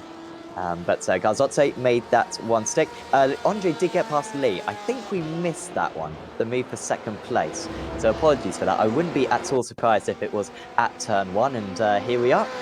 Andre decently far back, and he's just gone, yeah, I'll go for it. Bosch, down the inside, what are you going to do about it, Dan? And there you are, straight through. Forceful, but absolutely nothing wrong with it, of course. Just being last of the late breakers, that's a Danny Rick move right there, isn't it? Just break that a little bit later, get it on the apex, and ask your fellow competitor, where are you going to go now? It's up to you. I remember when... Sorry. No, I was just going to say how, you know when Crofty is incredibly infuriating, where he's like, is he going to go for the move when they're like on the other side of the circuit to one another? The one time when I thought, well, I was thinking, Crofty, shut up. I mean, Daniel's way too far back on Bottas. He can't, I mean, he's like half a second behind. He can't go for the move. And then all of a sudden he does actually go for it and nearly pulls it off. I think that was the one time I've ever been, when Crofty's actually been correct on that front. And I was completely flummoxed by just the fact that he broke probably 30 meters later than the Mercedes ahead of him. That happened a couple of years ago. Ricciardo then retired, it all panned into nothing. But still was a nice effort from him, and Crofty sounded like a decent commentator for once. No, I do quite like him too. Ronald Means just losing out to Aaron Powell, just in front of him. Powell with the spin right at the start. Don't know if we could go back to the race start, actually. I think we just saw a little bit of the collisions. I think we saw one of them. I don't think we saw the other. I mean, it doesn't really matter too much. Basically, some drivers got involved in a crash. 3 drivers had to come into the pits, including Nick Rowland and Holland and Copeland.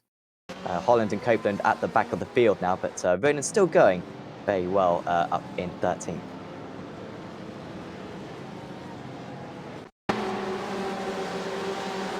Just while Sam is looking for that, Bibby Watch, he has caught and has passed Damien Harris and is only half a second behind Eichenberg now. So making his big gains again after his issues. Yeah, currently P7, the gain of 14. Yeah, just going through that first couple of corners as well. Just, yeah, incidents galore. It wasn't quite as bad as Watkins Glen, to be fair. But it wasn't a whole lot better. But plenty of jazzing involved that. Still, all of them running. Only Bob Humphrey, the retiree so far in this event. We had one retiree with Lewis Bibby in race 1. But in this race 2, just the one as well. That's fast repair available for the drivers. The trouble is, as we look back at those collisions, it's so tight, and the moment you try and put too much brake pressure into these cars, the rears, where the tyres are cold, will want to come round on you. And it's so unfortunate because although it's a big wide track, there's plenty of runoff. When you're coming through corners that close to the cars, you don't have time to avoid them. It's when you watch it on TV, you see these professional drivers who have extreme control over their cars, like we were just saying with Danny Rick and his braking.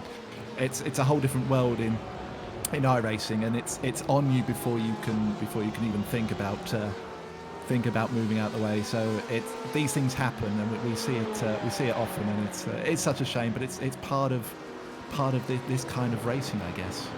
Yeah, it's odd as well. I think it was just the cold tyres. Anyone who saw the Sim Racers World GT stage the other day knows how I think the GT drivers in the GT3s and GTs are really struggling with the new tires still on the old tires. It's something that they're not totally familiar with, and still many mistakes being made by drivers with that. So. Just yes, spinning round, normal flat out corners like the first few corners that Watkins going turn 2 here, and seeing that a lot in the last few weeks. Here's Nick Rowland. Like I said, already had to pit in this race, but he's coming back brilliantly. Down the inside he goes. He doesn't want to give in this one side by side through the yeses, and it is Rowland who backs out of it, and he had to back out of that one.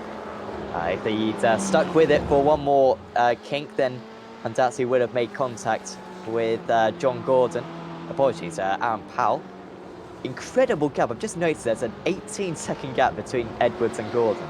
It's a total divide in the field, a chasm almost between those drivers. Ronan, therefore, will be able to maybe get past Gordon, might get a top 10 out of this, but that will be as high as he gets, despite the fact that we've still got about 9 minutes left in this race. I still, for some sort of reason, think that this is a 45-minute race, but it is just 40. It's always been a 40-minute race. I don't know why I even question it, but here is Rowland. Straight past, that was simple. Into turn 10. Might get the fastest lap, Rowland. He'd need to improve a bit, but might be on the table. He's got a very clean car, at least. A chasm. Is a chasm the right word? Chasm.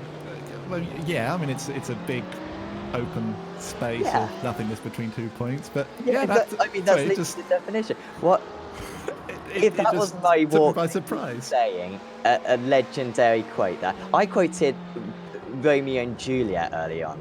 Yeah. See, that's lost on me. Okay. Yeah. That was I'll have to replay that too. You see, this is this is the quality you get of commentary when you listen to myself. Taj Edwards has spun at the final corner. That's while he's been stationary as well. He is back going now, but he was in front of the chasm. Now he's behind the chasm. He was stationary for ages there. What was his lap time, Edwards? Yeah, he lost 35 seconds.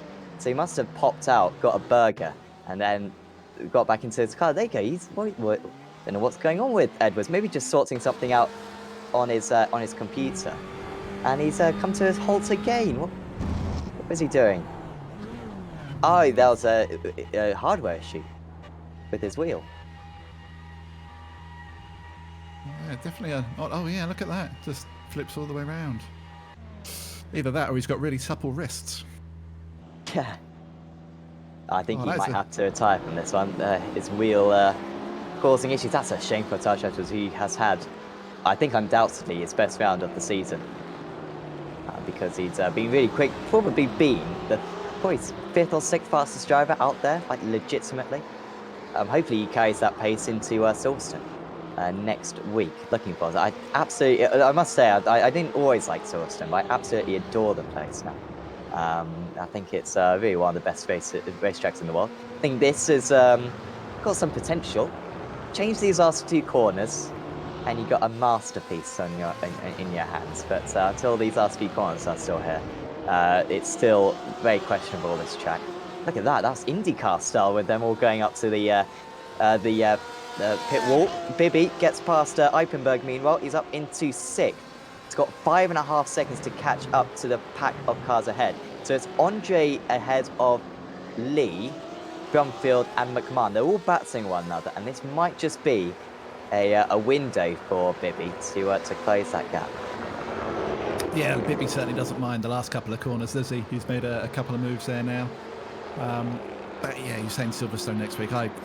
I love the place. It took me a while to get used to the new kind of infield section, but yeah, I'm definitely looking forward to that. Of course, we're there on Thursday night. If the National. Yeah, the short one on broadcast by Apex Racing TV, of course. So tune in for that one on Thursday. But yeah, no, we're there. That should be a lot of fun. But no, coming back to this. Yeah, I was going to say Brumfield has got past Lee, which is Lee's going to be kicking himself out, though. He's trying to tuck up, and look at McMahon just behind as well, getting interested in this as well. McMahon might be able to get past a pair of them. I think he'll just wait. And in fact, Lee really early on the brakes.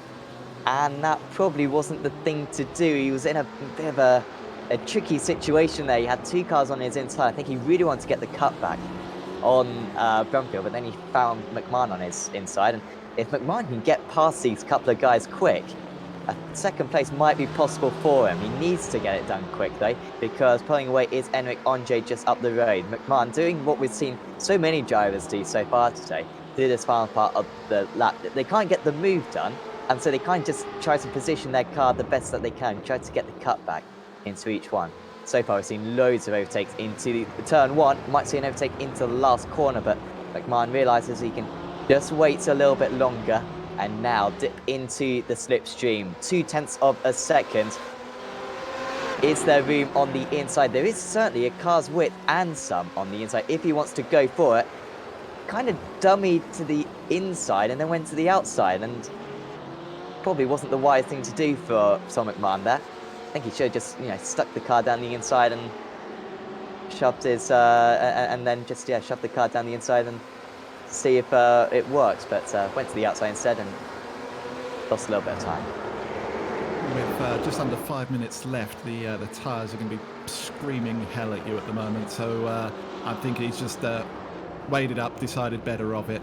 I think that's what Lee's doing. We saw last time out at Sebring, Lee from a very good position got into some bother and lost all the hard work that he'd put in. So I'm just wondering if he's got that in the back of his mind now.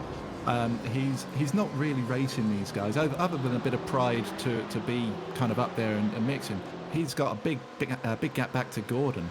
So his challenge in the AM category is not there. So I'm just wondering if he's seen that fight and thought, you know what, that's something that I don't really want to be part of.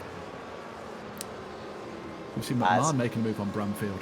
Yeah, there wasn't much defence put up by Brumfield that time. McMahon did go to the inside and he's up into 3rd place. And despite all that fighting, Andre's only pulled about a 1 second gap.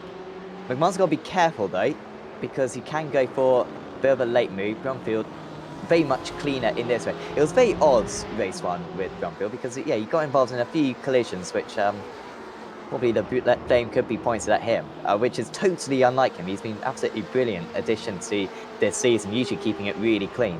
And in this race too as well, he's been absolutely fantastic with his race car. Just a couple of bad incidents in race 1, but certainly has recovered very well. Already McMahon taking 0.3 out of Andre through those last few corners. Andre almost there for the first part of that straight, he was actually pulling away from the guy. I honestly think that lack of fronts of his car might be helping him down the straight, if anything. It's absolutely insane how quick he is. He's certainly doing a good job, but of course all this fighting going on means that Lewis Bibby is just a smidge over 3 seconds back, which is just to say that after his trials and tribulations, this race is mind-blowing. What a comeback drive! I mean, yeah, the guys in front are getting bigger and bigger in his windscreen, so he must be licking his lips with a couple of minutes left. Can he get to them? That is the big question right now. It'd be good to see him get onto the back of these guys. Whether he can do anything more than that I'm not sure. I think Damien Harris has recently got past Dennis Eipenberg. That's for 7th place. Apologies that we missed that one. It could still change hands once again, because Eipenberg is pretty quick. Harris gets him past on that last lap, I believe. 2 very solid midfield drivers, and like I said earlier on, they're only 8 seconds off 2nd place after nearly 40 minutes of racing. It's been good from these guys, the pace that they've been able to produce. Eipenberg, bit of contact, may have been a bit of netcode. They are using the European servers, so there's not too much of an excuse for the netcode. Shouldn't be too many of them. As the race leader, Caroni, is about to cross the line with a minute to spare. We will get 1 extra lap in, and McMahon is on to the back of Enric Andre, and he's got 1 lap to get it done. Not sure if McMahon's even got a top 2 this season. Certainly hasn't won a race. And Sato Racing Form's got a 1-2 in every single round this season. No Cyandra today, unfortunately. But they might still get 2 1-2s somehow. Well, 1-2-3 and a 1-2. Going defensive though is Andre under no pressure into turn 1. Lee goes for a dummy and actually manages to put off Drumfield slightly. He does fend off that line marginally, but McMahon is a whole lot quicker. But it's so tricky to follow through the S's. It's tricky to negotiate the S's anyway. But when you can't see those curves on the inside easily, it's even more tricky. But McMahon absolutely nailing that section. I was going to say, just going through this section on your own, the amount of cars I've wrecked on those little yellow curves is, well, you don't want to know. But yeah, following a car through it takes unbelievable skill and dedication. You have to be fully committed to that. And this is where the fruits of your labour will pay off. Oh. That was tight there, but I think he's on the power just that little bit earlier is McMahon. Going to get a cracking slipstream down the back here. I don't know whether they're a little bit slower coming out. We can see in his rearview mirror there that Brumfield and Lee are a little bit too far back, but moving to the outside now, squeezing Andre to the inside. Cut back around the outside. He kind of goes for a middle bit, and then getting the cut back again. A cut back into every single one of these corners. Will it turn into anything? Right on his tail, almost making contact. Is there any room down the inside? Surely there won't be. Oh, you know what? He could have maybe gone for that, but he just took the racing line as normal. Meanwhile, Jawad Karoni, after Enric Andre got the double at Sebring, Karoni is going to do his first double of the season. It's his 4th race win of the season, and it might well be the championship lead. Jawad Karoni wins at Circuits of the Americas. Meanwhile, McMahon isn't going to do enough. It's going to be another 1-2 for Satellite Racing. And Enric Andre should be very proud of himself right there. Just about fends off McMahon, who recovers to a decent 3rd. Behind that, Brumfield beats Lee. Bibby, a couple more laps for him. He would have been right in the mix in 6th. On the way, he surely would have got 2nd place though, if it weren't for that spin that he had. John Gordon battling with Ronald Moons is for 11th place. Roland will finish Roland will finish first of the drivers in the 2nd chasm, or behind the chasm. And then these guys will finish a little bit further behind him. By the way, I had a quick glance a few minutes ago at the incidents. And I don't think it's sensible for children, to be honest. It's absolutely disgusting what the incidents are. Lewis Bibby, I know, I will give you an opportunity to guess. How many incidents do you think Lewis Bibby got in that race? The rate of knots he was catching up, I'm going to say he took a fair few off tracks in doing it. So I'm going to say 25 plus. 39. Yikes. Fortunately, that's actually perfect from Bibby. At least he doesn't get the even more penalty points. Yeah, that's a lot of penalty points. Eipenberg with 29, sorry. McMahon with 25. Karoni nailing it with 9. That is well done from him, because he won't get any penalty points. No one got 0. In fact, the best was Ronald Means with 3. So well done to Ronald Means, and that was by far the best. Tom Stevens also with 9. Karoni was 2nd. So everyone got penalty points pretty much out there. Harris with 29. Yeah, anyway, lots of incidents. It's an instant heavy track. We've still got to go to Spa later on in the season as well, and Le Mans, so get ready for that.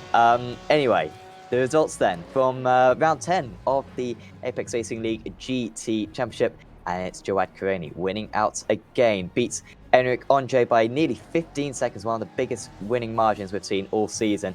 Tom McMahon rounds out the podium places. Now Stephen Brumfield, Daniel Lee, Lewis Bibby, great recovery from him, Damian Harris, Dennis Eipenberg, Nick Rowland, Aaron Powell, John Gordon, Ronald Moons, Jeffrey Garzotto, Joseph Saul, Tom Stevens, Brandon Warren, Taj Edwards, Derek Holland, Kevin Kittelman, and Brian Hotham. One lap down was Kevin Copeland, and the only retiree was Rob Humphrey. By the way, winner of the amateur drivers, once again, Daniel Lee, 2nd and 3rd in that category, John Gordon and Joseph Saul. So well done to those drivers. Now, time for some interviews, and we are going to have a. Oh dear, I've been saying his name all wrong. It's Broomfield, not Brumfield. Apologies. I've just seen You know that what? too. I'll say it to him right now to him. Apologies, Steve. I've just realised I've been pronouncing your name wrong for the entire time. You did make a point of it. It's Broomfield, not Brumfield. But it didn't stop you too much. Race 1, we saw you get involved in a few contacts. It seemed like it was an exciting race, that race 1 there. Yes, race 1 was quite a different experience to what I was used to so far in this league. Lots of contacts, lots of dive bombs, and lots of spins.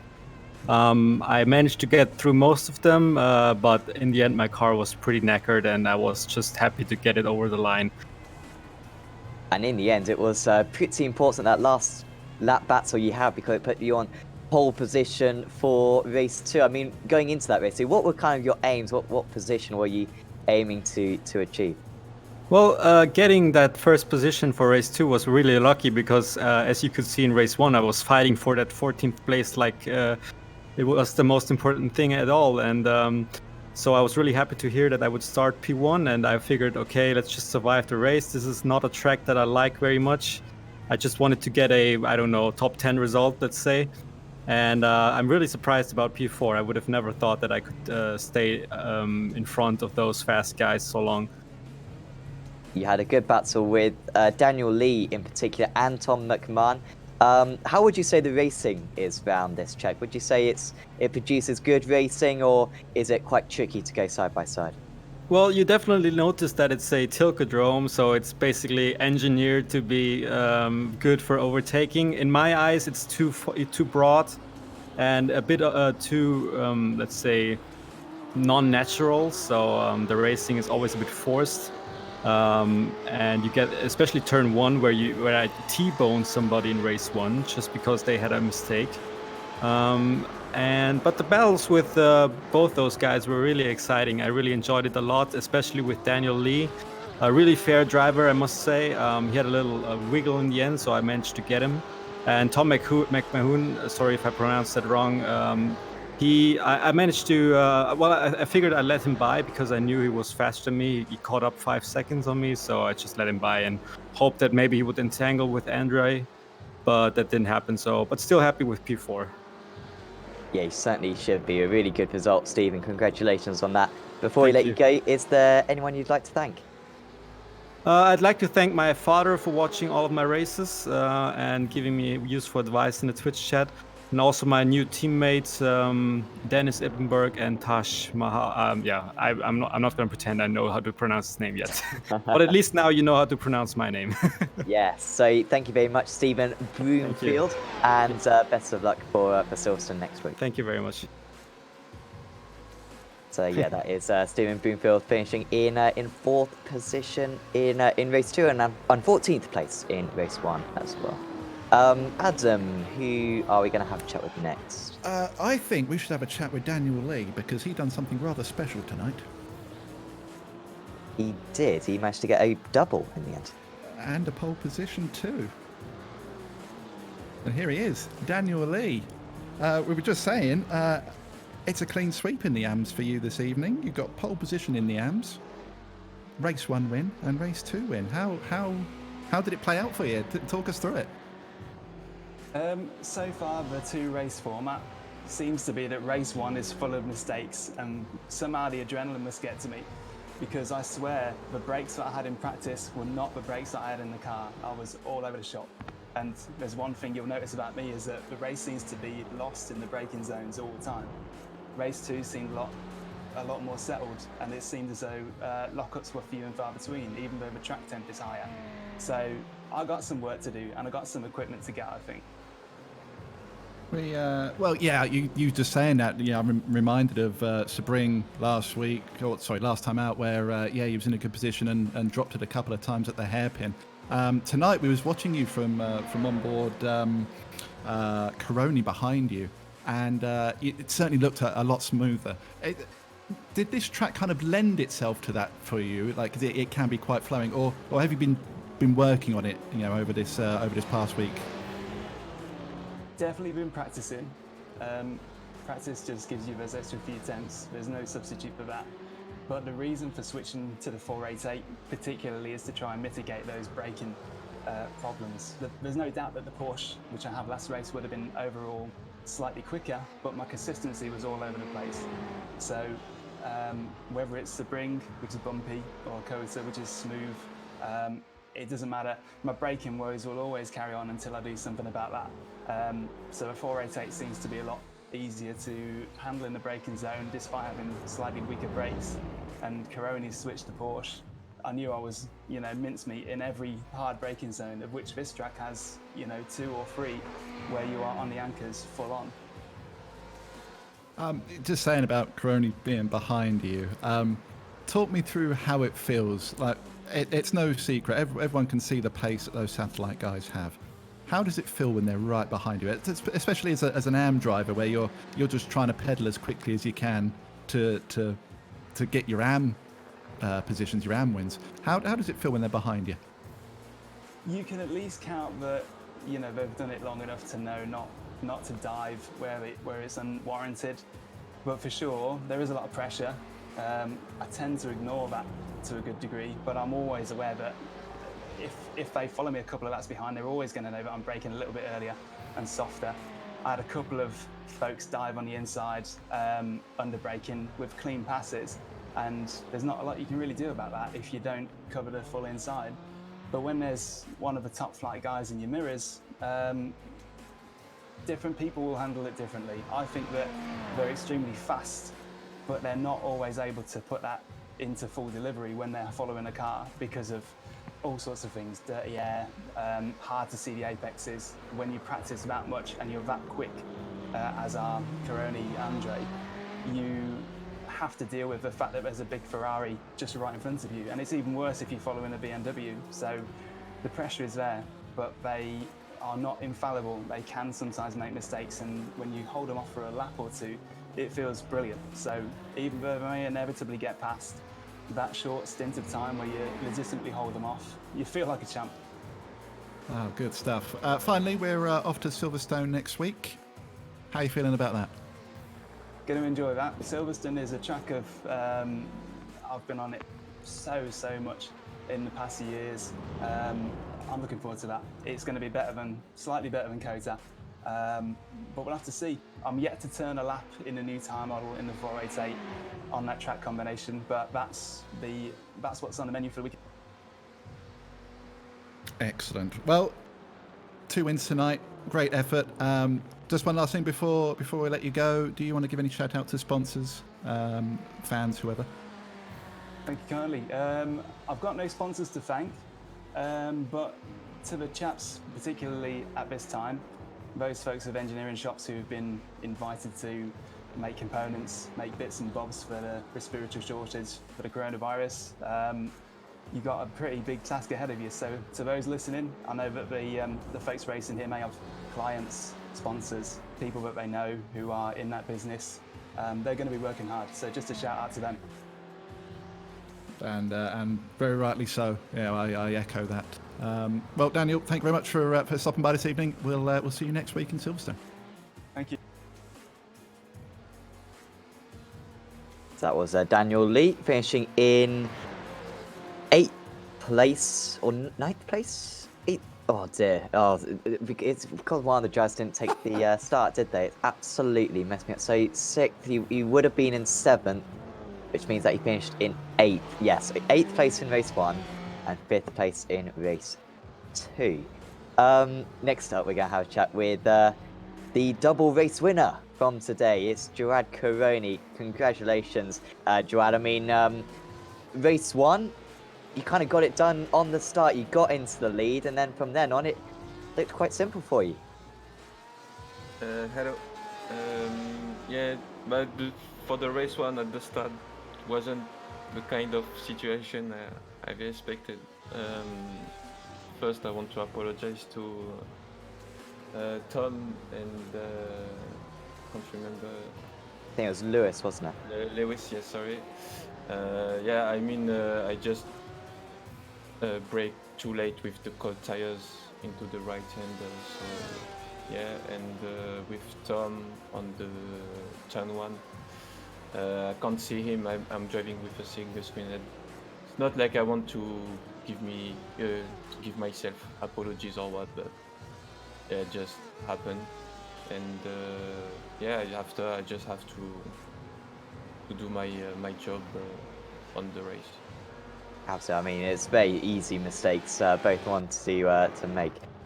So yeah, certainly not too bad moves them. And then in race 2, what about the starts? I mean, so much was going on in front of you, but you just seemed to drive straight through it all. Yeah, that was a big mess. I don't know. I was lucky for Ons to drive through all the cars spinning in front of us. Nick has not the same luck, and Henrik as well. So yeah, luckily I drove through it and with no damages. So yeah. We've seen a boost in performance for the Ford with the new with the new tyre model. I think in recent weeks, the Ferrari, a few drivers have gone to as well. How would you say the Porsche has been coping with the new tyre model? Yeah, the Porsche is quite fine. It's like the other cars, but I think it's a bit more stable. After it depends on your driving style, it's all the same thing. But in terms of performance, the Porsche is a bit faster. Yeah. And next up, we head to Silverstone. What are your opinions on that track? It's one of my favorite track. So for you English guys, you will appreciate it from me. But yeah, that's one of my favorite track. So yeah, we will see what is going on. Absolutely. Well, we wish you the best of luck for that one. Before we let you go, is there anyone you'd like to give a shout out to?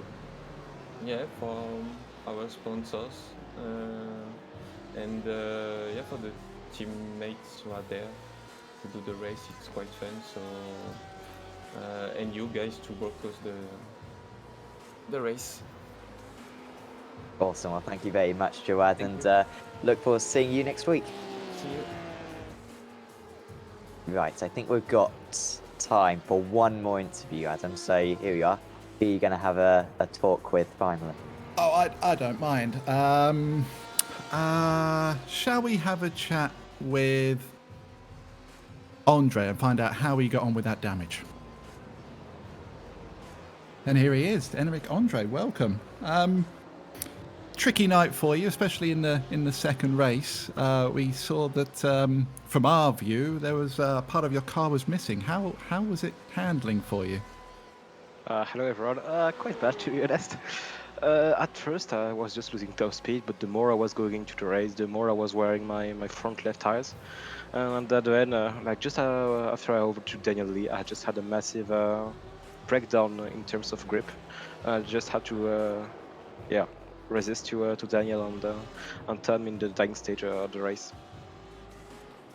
Well, you certainly put a good effort in that race too. Of course, finishing second and third in race 1, so a double podium to add to the collection for this season. How it seemed that you guys in the satellite team were a little bit. You weren't all at the front. It wasn't a stacked satellite at the front of the start of race 1. Was there any issues with the qualifying that you guys had, and how tough was it to then get back to the front after that? No, I just think that there's a lot of good drivers in the series. I did my best. Jawad, I think, could have improved, but we're still P2 and P4, and I think Nick was somewhere in the top 10, so it wasn't that bad. And yeah, we just struggled a bit into the first lap of the race on the cold tires, and I had to avoid some incidents which put me back in P10.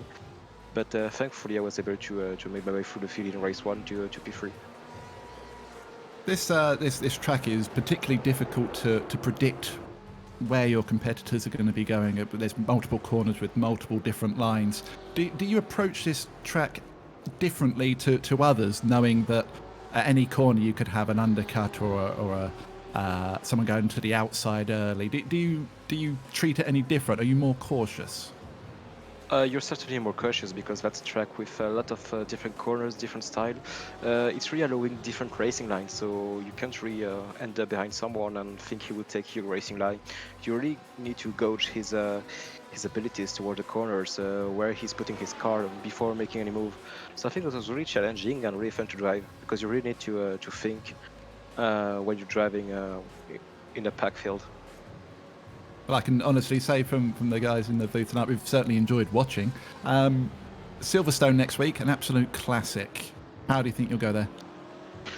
I don't know. It's a track that I really like. I really I prefer that layout compared to the old one, and I'm looking forward to do the race there. Good stuff. Well, again, third in race 1 and second in race 2. Congratulations. Before we let you go, do you want to give any shout-outs? Yeah, thank you to you, obviously, who are broadcasting this championship, and to Satellite Racing, to Track Racer, to Ellis Engineering, and all the people in the Satellite team who are working on the setup. Awesome. Well, Enric, been a pleasure as always. Look forward to seeing you next week. Yeah, thank you. Bye. That was Enric Andre, a couple of second places for him today. Very successful evening of racing. So we leave Circuit of the Americas, Adam, and yeah, like I said at the top of it, we were talking before the broadcast even started. It divides opinion, this place, but I think to watch racing at least, this is a really good place. It's yeah, so many overtaking spots. It's tricky to defend, but we certainly weren't shorts in action tonight. It's been enjoyable. There's a few awkward situations that we saw that you know, it didn't really need to happen, but this track kind of breeds those things. We said it throughout the broadcast. Multiple different lines, tricky corners. Even the drivers themselves have just said how tough it is to race here. But no, it's been enjoyable either way. We have seen some great racing as well, and yeah, I enjoy watching racing here. Not so much driving it though. Yeah, I think so. I think that's pretty much the balance that everyone can agree on. So thanks for tuning in. If you've enjoyed this video, please do leave a like on it. And also subscribe to Apex Racing TV. Of course, good news for Apex Racing TV. There's no point in subscribing to the Esports Network anymore because we broadcast all our races from the Esports Network onto Apex Racing TV simultaneously. So, I mean, if you want to keep up to date with the live chat, you know, go on the Esports Network. But you should be able to see all our races coming up. So, you know, World GT is on tomorrow. Certainly do catch that. We've also got some dirt racing this evening. The Reckless League, I think. That is on at about 1 GMT, I believe. So in about 3 hours' time, that one will be on. So if you're in America or wherever, certainly do check that one out. Of course, yeah, World GT tomorrow. I think we'll also broadcast like a special event tomorrow on Apex Racing TV, so you want to check out that one as well. And yeah, it's the iRacing Israel League. There you go, that's on tomorrow as well. And then on Tuesday we'll have broadcast show. Wednesday we've got Sim Racers World GT Championship. We've got the Apex Racing League Touring Car Championship on Thursday, official series on Friday and Saturday. So certainly do tune in to all of them, and of course do tune in for next week. We're at Silverstone in the Apex Racing League GT Championship as we start the European swing of the season. But for now, from me, from Adam and from Sam, we're going to say goodbye, and we'll see you next time.